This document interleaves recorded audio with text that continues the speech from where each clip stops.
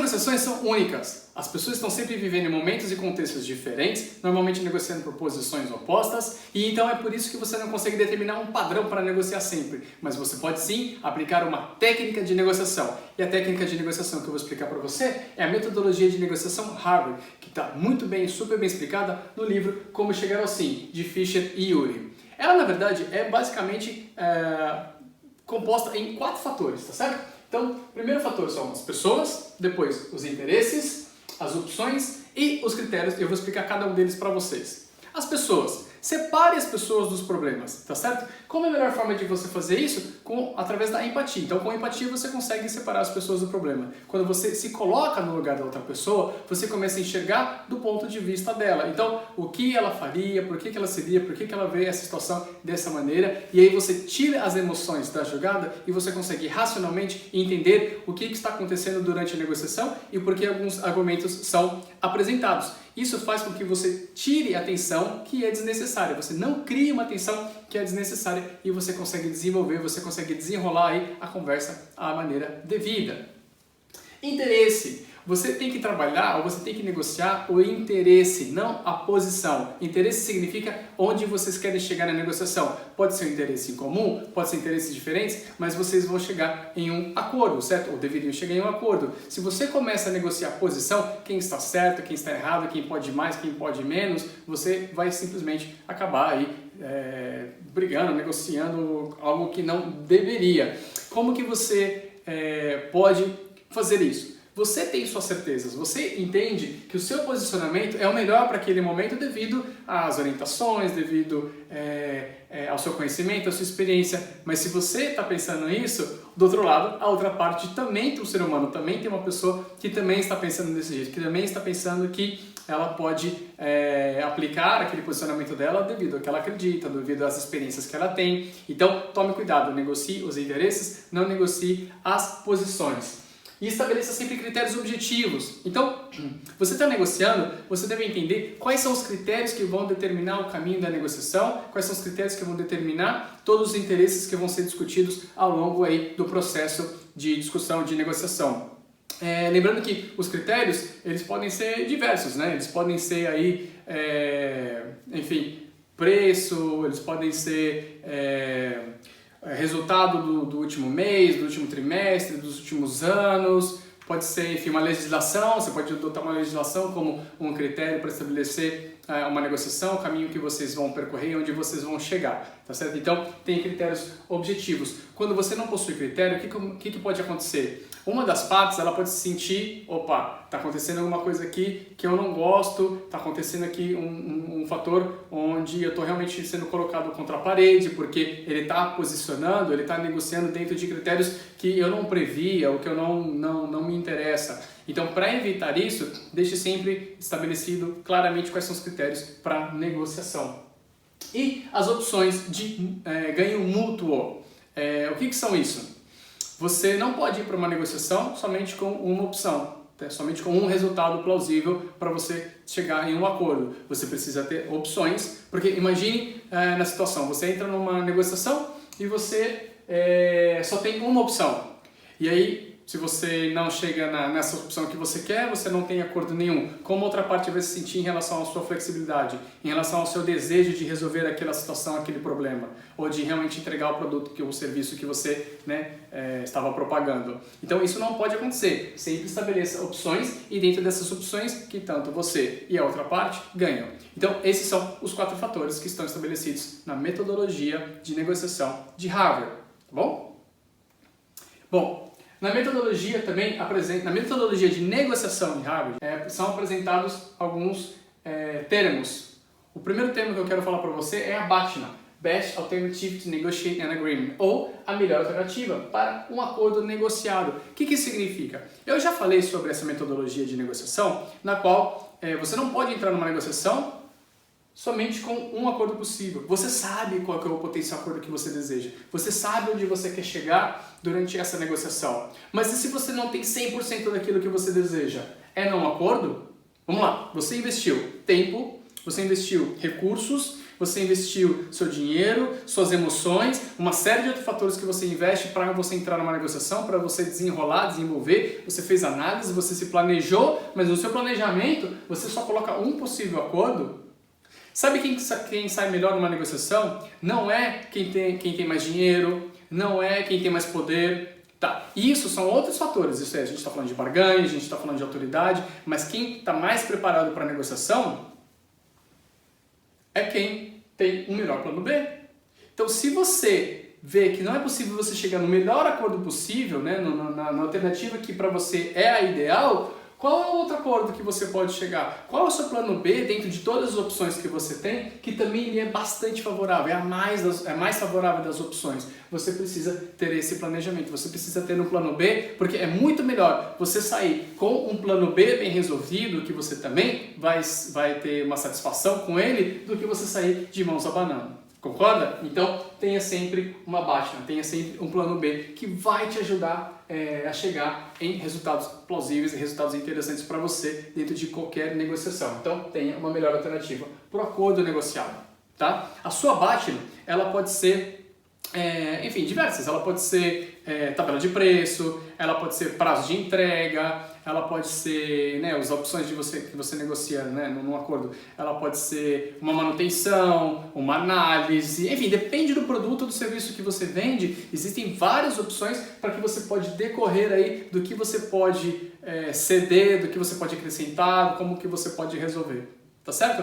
E esse ponto me leva ao segundo termo que também é colocado pela metodologia Harvard de negociação, que é o preço de reserva. Bom, você sabe essas opções que você tem, você sabe aí por onde você pode caminhar para um potencial acordo ou para uma BATNA, mas aí você também tem que chegar preparado numa reunião de negociação, sabendo qual é o momento que você fala não. Imagina se você não sabe o momento de falar não, você vai ceder tudo, você vai para qualquer caminho, como que vai ficar na sua negociação? Ou pior até, na minha opinião, na visão do cliente ou de quem você está negociando. Imagina que você não sabe e aí para tudo você precisa, vou falar com o meu chefe. Ou então, vou te devolver essa informação daqui 2, 3 dias. Como é que vai ficar a sua credibilidade perante a pessoa ou perante a outra parte que você está negociando? Você vai mostrar para essa outra parte que você realmente se planejou para essa negociação, que você sabe o seu produto, que você tem poder de decisão e é por isso que você está ali negociando? Claro que não, se você não fizer isso. Então, saiba quais são os seus limites. Né? Então, você tem o potencial acordo, você tem a sua BATNA e você tem o seu limite. E aí, quando você chega no seu limite, não fale não. Né? Saiba como trabalhar as outras opções. Em um outro momento, em outro vídeo, eu vou apresentar uma forma, um recurso que você tem para apresentar opções, ao invés de você simplesmente falar não. Porque quando você falar não, você chega no impasse. Então saiba qual que é o seu não, mas tem as alternativas que eu havia comentado para você fazer um melhor acordo, tá certo?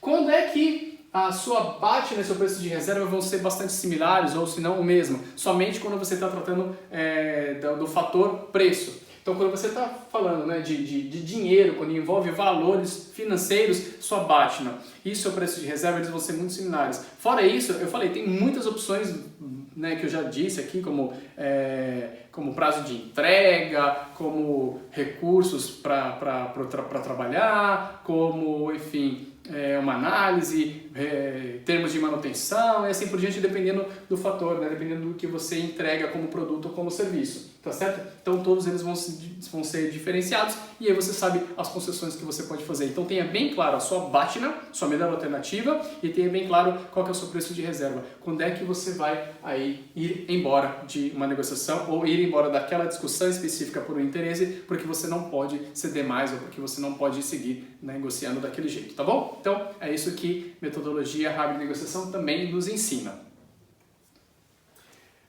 Na metodologia Harvard de negociação, um outro termo que é bastante utilizado é a ZOPA, Zone of Possible Agreement, ou Zona de Possível Acordo.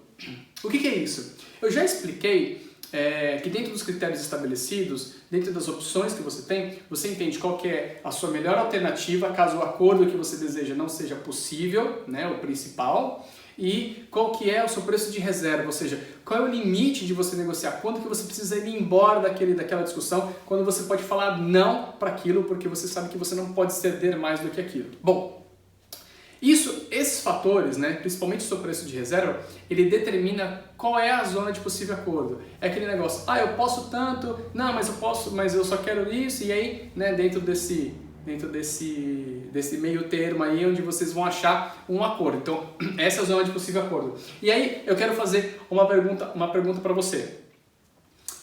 Se você está vendendo um imóvel, vamos lá, você é vendedor de imóvel agora, esquece todo o resto, você vende imóvel.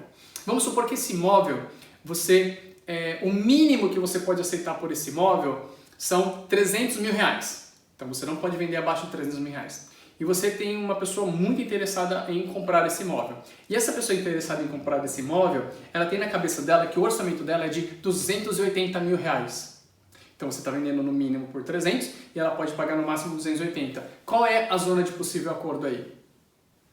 Nenhuma. Né? Não tem, porque ela pode pagar máximo 280 e o mínimo que você pode receber é 300. Se fosse inverso, aí sim, porque do outro jeito não tem acordo. Mas se fosse inverso, se o mínimo que você pudesse vender esse imóvel são 280 reais e o seu cliente e o comprador vai comprar, né, e o máximo que ele tem na cabeça dele, o orçamento dele são 300 mil reais, aí você tem entre 280 e 300 mil reais, você tem a zona de possível acordo. E aí quem é o melhor negociador nessa história? O melhor negociador é quem chega mais perto, né, dessa linha aqui, que é o preço de reserva. Então, o seu comprador pode comprar por 300. Você pode vender o mínimo por 280. Então, aqui, quem chegar mais próximo da linha, então vamos supor que você acaba vendendo por 300 mil reais, você chegou no preço de reserva dele. Então, você negociou bem ali, né, dentro da zona de possível acordo, tá? Antes de ser estabelecida aí abaixo. Então, essa é a zona de possível acordo, porque você está entre os dois termos. Tá bom? Então, espero que vocês tenham entendido essa parte que também está na metodologia Harvard de negociação, a famosa ZOPA, zona de possível acordo. Metodologia Harvard de negociação é bem explicado o termo ancoragem. Eu vou explicar nas minhas palavras para ficar mais fácil aqui. Ancoragem é, na verdade, isso aqui, Como assim? Vamos supor que você esteja acima do peso, tá? Então você está gordinho. Olha para baixo, vê se você está gordinho, tá certo? E qual que é o desejo do gordinho? A maioria das vezes, né? Diminuir os centímetros da cintura. Então vamos supor que você queira diminuir os centímetros da sua cintura. E aí você está atrás de um remédio e você acaba descobrindo. Depois desse vídeo aqui do André, vai passar uma propaganda e você acaba descobrindo que tem um remédio que está revolucionando Europa, Estados Unidos, está chegando no Brasil e que você toma esse remédio e, cara, você emagrece, você seca a barriga. Você tem pessoas mostrando CPF, telefone, endereço para dar credibilidade, para falar que acredita, eu estou tomando remédio e está funcionando, estou secando a barriga. E outra, hein, quem está vendendo diz para você, não vou vender para você se você não passar por uma consulta médica que aprove você comprar o meu produto. Super credibilidade, não tô querendo tirar vantagem de você. Eu mostro para você que a concorrência está vendendo esse remédio por 100 reais. Se eu te vender por 80, 85 reais, para você vai estar ótimo o preço. Porque na sua cabeça eu consegui estabelecer que algo assim vale 100 reais. Mas se ao mesmo tempo eu tivesse dito, isso aqui vale 1.000 reais na concorrência. E aí, eu passo para você que eu estou vendendo a 800. Olha só, eu enfatizei o 1.000 reais aqui, deixei um pouco de suspense para você ver. Antes eu poderia ter falado que na concorrência era 100 reais, esse é o preço estabelecido. Mas se eu estabeleci 1.000 reais e eu vender para você por 800, você realmente quiser secar a barriga, se você realmente acreditar que um produto como esse vale 1.000 reais, sou eu que determino o preço para você. Tá certo? Agora, uma outra forma de determinar preço é por crença, por experiência. Então vamos supor que quando você era criança, os seus pais iam na padaria, ou você ia para a padaria quando seus pais pediam, e você comprava o pãozinho, né, o pãozinho francês, por 50 reais. Desde criança você comprava o pão francês por 50 reais. E aí você cresceu, né, o preço se ajustou, a inflação e tudo mais, e hoje você compra, por 65 reais. Para você tá super normal, porque dentro do que você tem conhecimento desde quando você é criança, quando o mundo se tornou mundo para você, isso era algo natural. Mas claro, como você pagava alguns centavos no pão, hoje você pagar o valor de 2, 2,50, dependendo da região, enfim, varia, você tem esse como um preço normal do pão, porque foi o primeiro valor que foi estabelecido. Ou então você vai comprar um carro, e aí o carro vem, né, o famoso vem pelado, o carro, né, esse vem o básico, e aí você começa a colocar alguns itens adicionais, e esses itens adicionais aumentam o valor do carro. Uma outra forma estratégica de colocar um preço, de fazer uma ancoragem, ou seja, de estabelecer um valor na cabeça do seu consumidor, do seu cliente, é você dar muita especificação de um produto. Você supervaloriza o seu produto de uma maneira legítima, sempre de uma maneira legítima, mas você realmente mostra o valor que esse produto tem, as funções que ele tem, o quanto que isso vai ser. Você faz o seu cliente imaginar ele utilizando esse produto e como a vida dele vai ser muito melhor, e ele fala, cara, um produto desse deve ser muito caro. Então, estrategicamente, você estabeleceu uma expectativa alta nele, e aí quando você dá um preço e ele percebe que é menor, ele fala, poxa, é uma grande oportunidade. Né? Ou então quando você fala um preço e depois você vai fazendo concessões, esse preço vai diminuindo. Existem várias maneiras então de você estabelecer uma ancoragem, várias estratégias para você trabalhar o preço durante essa ancoragem. E a ancoragem, então lembrando, é o primeiro valor, né? A primeira informação de preço que o seu cliente tem na cabeça dele. É isso que ele acredita que esse produto ou esse serviço vale, e estrategicamente você trabalha com relação a isso. Isso é muito bem colocado na metodologia Harvard de negociação. Desculpa o exemplo escrachado, mas é para você lembrar. A gente, quando tem alguma coisa assim, a gente acaba lembrando. Espero que você aproveite essa informação para as suas próximas negociações. Bom, segundo a metodologia Harvard de negociação, uma negociação ela possui 3 fases, e a primeira fase é a análise. Bom, na análise, você vai começar a entender a outra parte, né? Quais são os possíveis interesses da outra parte com quem você vai negociar. Você vai começar a entender aonde você quer chegar, qual é o seu interesse, aonde você quer chegar, e você começa a determinar possíveis critérios, né? Estabelecer quais são as opções de negociação que você tem. Então, é muita análise de informação, aonde você quer chegar e quais são os possíveis desejos, dos interesses da outra parte com quem você vai negociar, para você poder partir então para a segunda fase, que é o planejamento.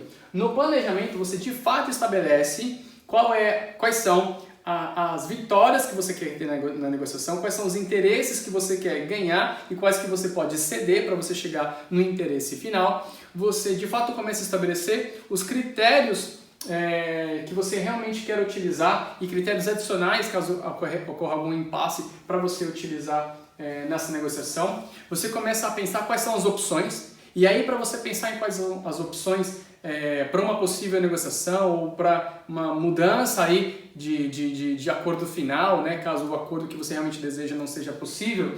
E aí uma forma de você fazer isso, né, de impor algumas opções, é você fazer um brainstorming. Então, quais são todas as possíveis opções, depois vocês eliminam a que é maluca, a que realmente não serve para o seu negócio, para você naquele momento, e deixa numa caixinha lá de ideias, mas aí você começa a desenvolver como que você vai negociar uma opção favorável para você, tá certo? E aí o terceiro passo é a discussão, né? Que é você realmente ir para a mesa de negociação. Quando você está na mesa de negociação, você começa a estabelecer aí uma conversa. É importante que essa conversa seja um ambiente onde você consiga estabelecer transparência. É importante que essa conversa seja feita de uma maneira bem conduzida, com a empatia, né, que eu já coloquei aqui anteriormente, que vocês consigam estabelecer a transparência, qual é o seu interesse e qual é o interesse da outra parte. Então, quando você começa a saber isso, fica mais fácil para você discutir, fica mais fácil para você contra-argumentar. Quando você sabe o interesse da outra parte, quando você cria esse tipo de comunicação, você entende, poxa, por que isso aqui é importante para ele? Aí eu vou ceder aqui porque não vai fazer diferença para mim, para eu ganhar uma coisa maior que eu desejo, tá certo? Então, é assim que funcionam essas 3 fases. E aí, segundo a metodologia de Harvard, também existem tipos distintos de negociação. Eu destaco aqui a negociação distributiva, tá certo? Na negociação distributiva, não é o que a gente quer. Por quê? Porque esse é o casamento que vai dar em divórcio. Porque só uma parte ganha para outra parte perder, ou uma parte tem que perder para outra parte ganhar, ou seja, a soma é 0. Eu fico com -1 para que você fique com 1. Isso não é válido. O que a gente quer? A gente quer uma negociação integrada, uma negociação onde as duas partes podem ganhar, e mesmo que seja uma negociação de uma venda única de um produto, né? Às vezes tem produtos que não têm revenda, mas se for uma negociação de um produto único, o que você faz é ser tão integrado e você ganha e a outra parte ganha, que essa relação ela perdura por muito tempo e ela vai te indicar para outras pessoas. Agora, quando uma relação onde a outra parte ganha e você perde, você fala, eu não vou mais negociar com esse cara tá me extorquindo. Ou, se você ganha e a outra parte perde, aí você tem, então, a pessoa fala, não dá pra negociar com esse cara, ele é totalmente flexível, nunca mais vou fazer isso, acabei fechando um acordo que não tá me favorecendo, e pode acontecer das duas partes perderem. Como que pode acontecer das duas partes perderem? O planejamento é tão mal feito para uma negociação, não tem alternativas, que vocês acabam fechando um acordo que não favorece tão bem as duas partes quanto poderia favorecer se vocês tivessem se planejado bem. Ou então, vocês, por falta de opções, por falta de criterização, vocês chegam a um impasse, os dois vão para casa de mão abanando, né? Então só aquela parte lá de não fazer nenhum acordo, e aí, né, se perde uma grande oportunidade, e isso acontece todos os dias, tá bom? Então, é isso. O que eu gostaria aqui era de apresentar os principais fatores, né? E eu fiz da negociação Harvard, metodologia de negociação Harvard. Com ela você consegue então estabelecer os fatores de você se focar nas pessoas, nos interesses, de você analisar opções através de critérios pré-estabelecidos, você trabalhar com transparência e saber qual que é o posicionamento da outra pessoa em sentido de quais são os interesses, na verdade, que ela deseja e por que eles são tão importantes. Você sabe alternativas, né, que você deve ter e qual é a melhor alternativa caso o acordo que você deseja não seja realmente possível em 100% naquele momento. Você deve determinar qual é o momento de você falar não na negociação. Então, determinando o momento de falar não, você sabe como encontrar outras formas de negociar, ou, opa, peraí, a partir daqui eu começo a me prejudicar, né? Não é possível eu seguir nesse acordo, então vamos tentar um outro caminho, sem que você precise, né, entregar essa informação depois. Planeje para você saber quais são todas as suas opções no momento. E é isso, a metodologia de Harvard de negociação te mostra as fases, te mostra os possíveis formas de negociar, e o importante é que você e a outra parte